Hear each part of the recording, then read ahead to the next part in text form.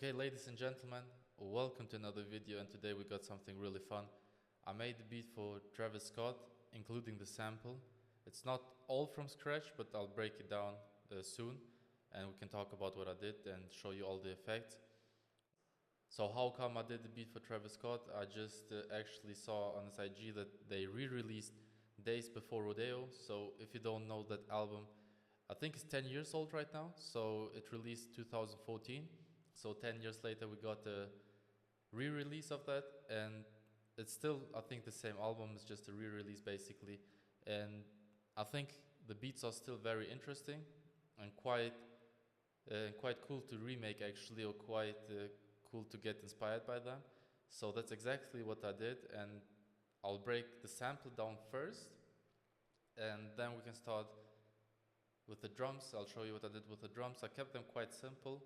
Just a quick mention, Metro Boomin produced a lot of the stuff on that album, so we're going for that kind of vibe, simple drums, bouncy melody, and still repetitive at the end of the day. So let's start with the sample, and I'll break it down completely.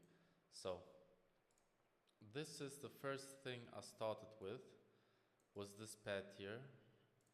Just let me put them all on. So I found this pad on Splice. I actually used every sound on this melody. It was found on Splice. I just put them in time, pitched the effects, and worked with it on the mixer. So let's listen to the pad that I found.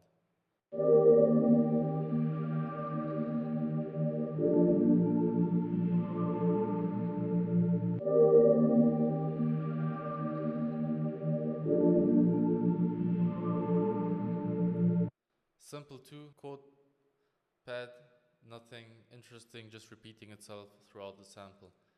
What's really interesting, I wanted the effects in this kind of loop, because I know it's Travis Scott beat or Travis Scott vibe I went for. So I put this effect inside of there. What I did to this, I just put a delay on it. These are the settings I used. So just without the delay, it sounds like this. And with the delay, it sounds like that. So you see, you get a lot more of the vibe out of it. And for the pad, I just equalize it. So I just put the EQ on it, got rid of the low and high end, so it sounds like more like a pad. Let's listen without the EQ. You see it's very muddy, so especially in the high end. That's why I put the EQ, and it sounds like this. It's a much warmer sound and more likely to listen to it. So it's not that harsh in the top basically. Next, I wanted, for the old school vibe, of course, vinyl crack. So just a simple vinyl crack without anything on it. You can find this sound actually in every drum kit, I think. So you can just pull up a drum kit you have and just find it. If you can't find it there, go on YouTube, download the vinyl crack, and you get that sound. It's easy to get. Next, I use these vocals, pitch them down, of course, so everything's in pitch, don't forget about that.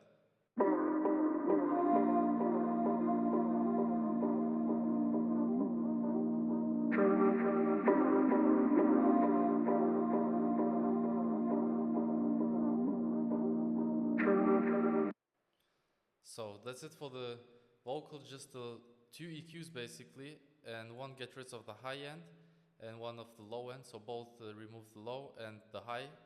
So without the EQs, it sounds like this. You can hear we got a lot of bass, and I didn't want that bass inside of here because I want to use the sound more like as an addition to the first pad. So this is how it sounds like together with the first pad.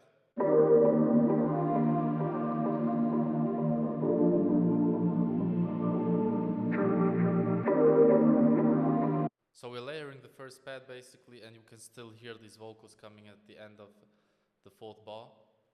Together, everything so far sounds like this with the vinyl crack and the effects.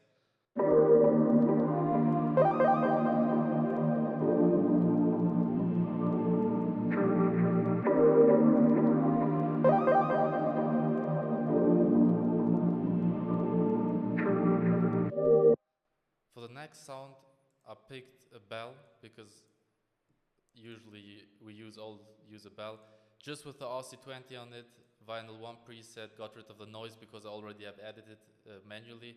Put up the space, so it's a bit of reverb, nothing crazy. The distort is, I think, is in default settings, and wobble, I think, in the wobble settings, I just put it down like 3 to 4%. And let's listen to the bells on its own.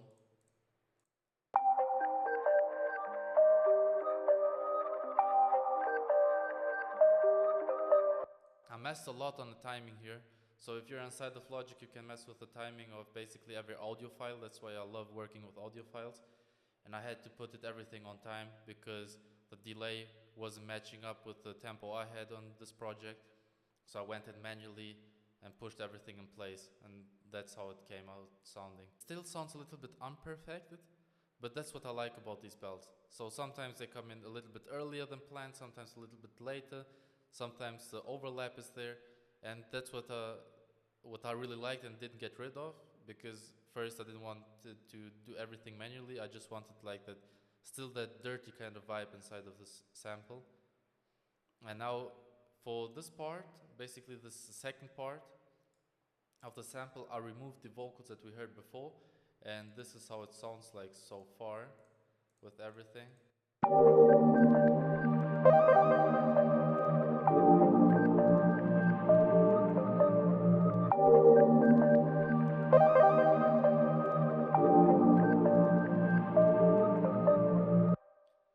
Nothing too crazy. For the last edition of basically the pad melody that I made is this synth.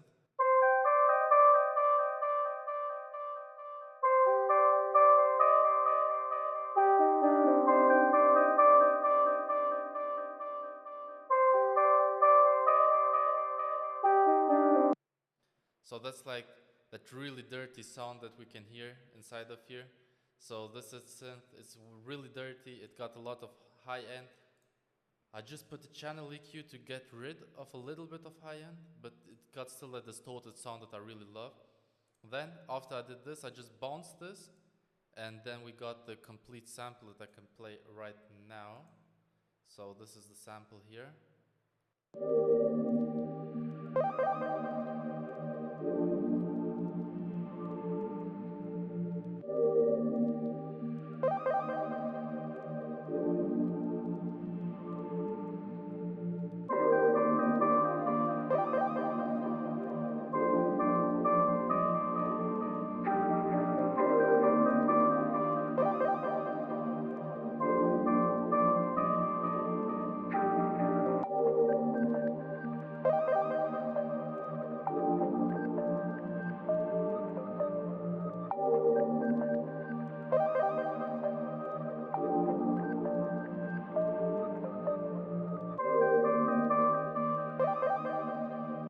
Now that was the complete sample basically, and maybe you realize that something is missing. It doesn't feel like a sample you would put out in a beat. It's like a great atmosphere around everything, but I had the feeling like some main melody that's really repetitive is missing, that will add like a lot more character to it. So we got a lot of place and nice beat and something that gives a rhythm to everything, like a counter melody, something, and that's why I came up with this guitar.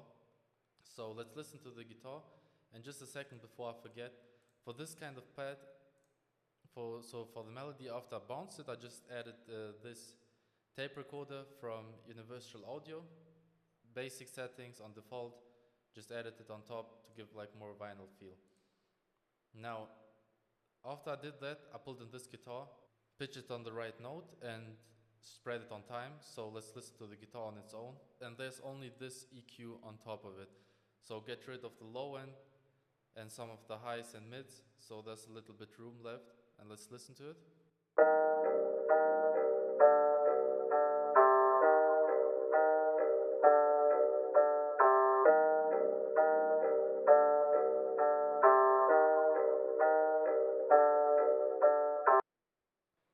Simple guitar.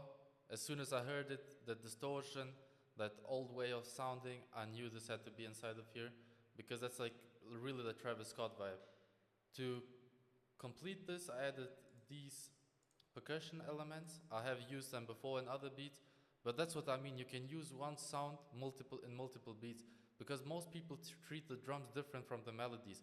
If you got a nice melody, actually I use this guitar on another beat as well. So if you got a nice melody, you can just chop it up and put it into another beat. Nobody gives a shit. So don't use the sound just one time. If you go on Splice, found something nice, put it into a folder that you like, and you can try add it to other projects in the future. That's what I do, and that's what I did here exactly with the percussion loop. So let's listen to it.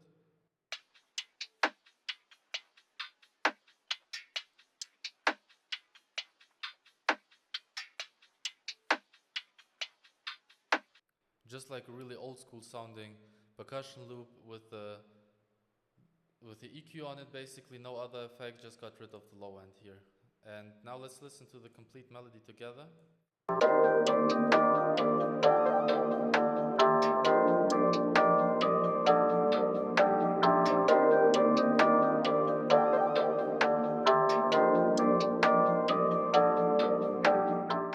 So quite repetitive melody, and that's exactly what I went for in this beat.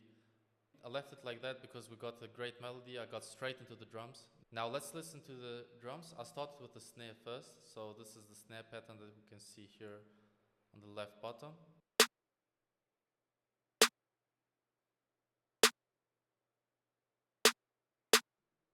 Layered it with a clap. Nothing too crazy. Simple hi-hat with a roll here, here, and at the end. Now let's listen to it.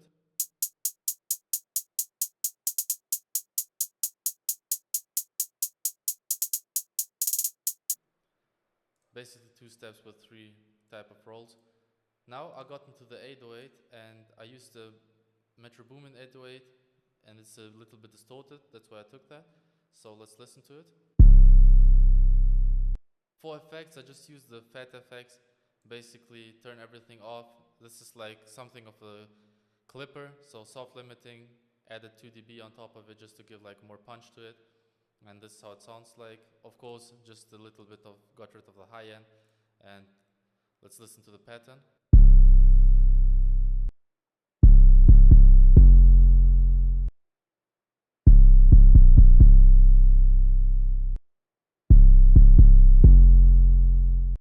That's it for the 808, and the last was the kick.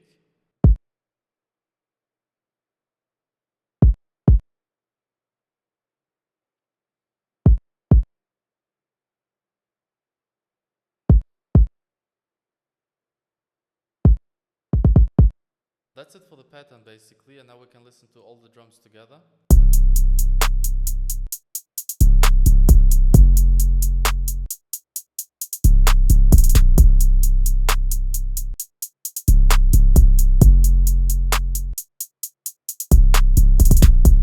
Simple drums, nothing too crazy going on. Now let me just mute this on top.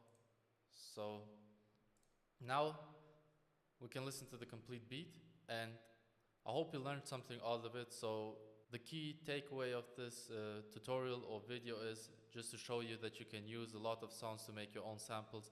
It doesn't mean that you have to be playing everything. I don't do that all the time.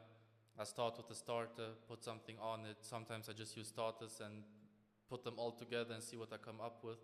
So you don't have to be like, yeah, I have to play everything myself if you can't. If you can do it. It doesn't really matter. The most important thing at the end of the day is that you get a nice beat, and how you do it, nobody cares. So if you do like what I'm doing here, please leave a like, subscribe to the channel. I'm dropping videos every day. If you have any ideas for the coming up videos, let me know in the comments down below as well. And now let's listen to the complete beat, and I wish you all a great day.